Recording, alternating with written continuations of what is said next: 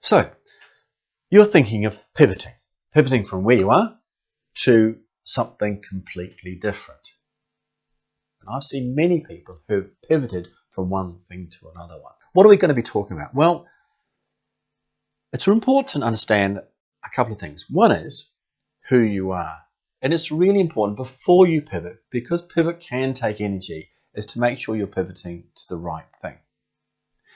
You need to make sure that what you go to is going to offer you the things that are really beneficial. And I always say the same thing, is avoid the brochure talk. Avoid looking at a course and saying, like, I want to become an interior designer. What are the prospects like? Because I can tell you is there's two different stories in interior design, especially when it comes to residential. The people selling the course will say, it's fantastic, it's great, there's nothing better than that.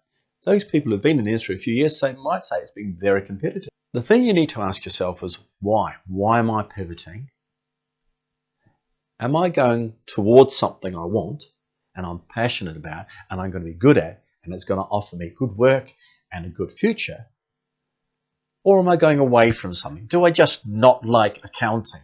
Do I just not like working in trades? Because if you're going away from something, then you have to be especially careful that you're going to leap into something that you're going to really enjoy, and be prepared to question yourself and have other people question you as well. You need to know the realities. What are the hard things about that role? Let's take interior design. That's a classic case. I see people moving into it and struggling. The reason they struggle is because they're actually quite good at interior design, but they choose to do an area of design that means they also have to sell themselves continuously. So that may be a struggle for some people. And also, some things sound great, but they don't have a really good future. There's a lot of automation coming along. Things that people might see as wonderful and crafty are not scalable, they're not saleable, and after all, they're not really enjoyable. So it's really important to know the realities of the thing you're pivoting towards. So how do you do that? Well, you do have to talk to somebody. An A person is someone who either deals closely with that business or somebody who used to work in that business or in that area and no longer does, because they're much more likely to give you an honest opinion. How do you contact them? I use LinkedIn a lot. I find people who've done that role, who are no longer doing that role, and I make contact with them. I sometimes just ask them if I can have a chat, or we have a message to and fro for a start, and then later on have a chat. Once you've decided to make that move, then you have to get your story lined up. You've got to go for what I call a logical bridge. What I mean by that is, if you think of the place you're going to, the place you're wanting to work, the place that might offer you that first opportunity, you may have something, and the chances are quite high that you'll have something that they want, and it may not be what you expect, and it may also be something you kind of want to move away from.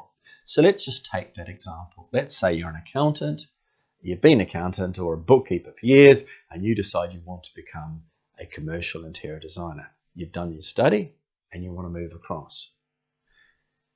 You could say, for example, well, look, the thing about accounting is that you have to deal with people, you have to deal with budgets, you have to deal with spreadsheets, you have to deal with programs, you have to deal with regulations, and I bring those. As well as that, I'm creative.